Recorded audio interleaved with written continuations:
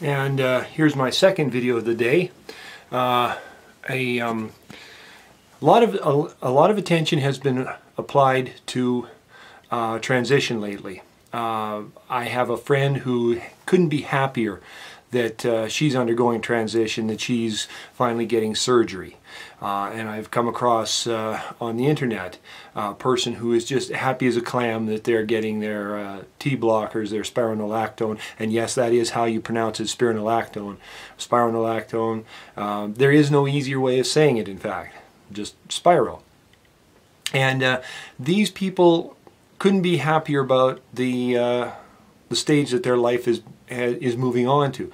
Well, you have to, everything in life is a qualified benefit, including transition. And these people, I have to give a little caution to them as well.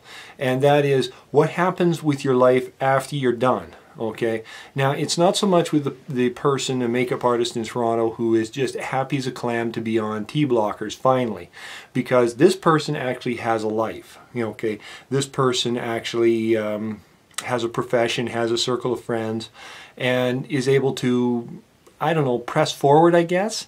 But the person that's finally getting their SRS, their sexual reassignment surgery, this is a big deal to them. They were on antidepressant drugs and everything else.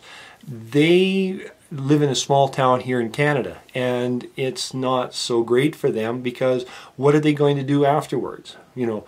And I think a lot of people forget that it's their life. Now, and I wish that I'd given it more thought before I embarked upon it. And that's what a lot of people make the mistake of doing. They think that it's an unqualified benefit with your gender transition and everything else. They think that it's just everything is going to be sunshine and roses when they're done. And it isn't. That isn't the case, because it's your life. You have to make it work somehow. And a lot of people do. Don't get me wrong.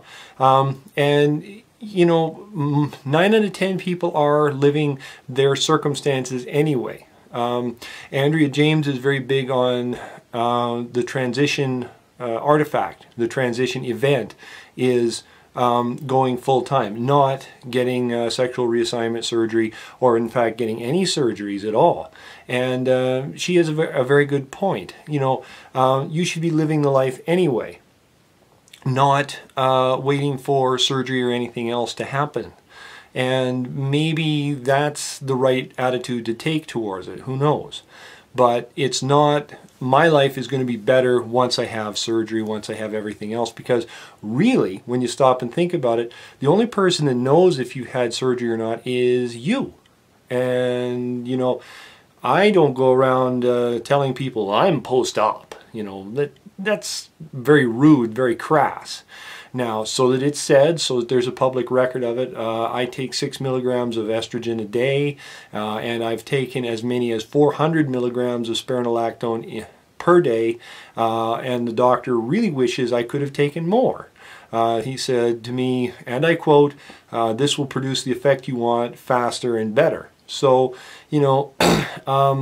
if there is that element of competition as to how much or how little of your various medications you have, that's my contribution to it. And you can take that however you wish.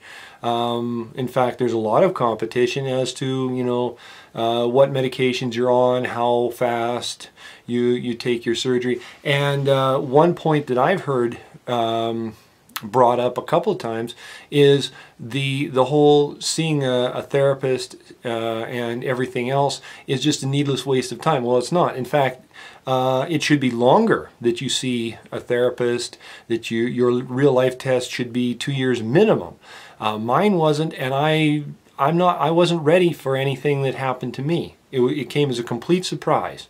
And I think that you need to stop and think about what it really means. You might be a shrinking violet and not able to do a lot, but chances are good that you can do some things. And you want to do those things. You want to live your life. And if you can't do whatever you want to do, what kind of a life are you leading then?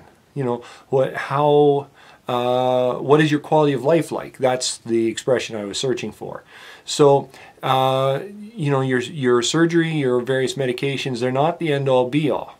And, you know, you have to plan for life afterwards, you know, while you're on your medications, while you're on your surgery, that kind of, after you've had your surgery, that kind of thing. And if you haven't, you've got a long ways to go. A lot of the process is mental. It's not just physical.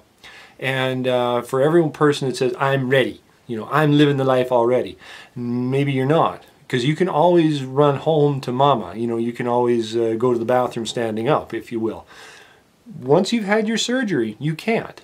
You know, there's a lot of things that you can't and that you take for granted after you've had your surgery. So really think, you know, it's not an unqualified benefit. Really think about it.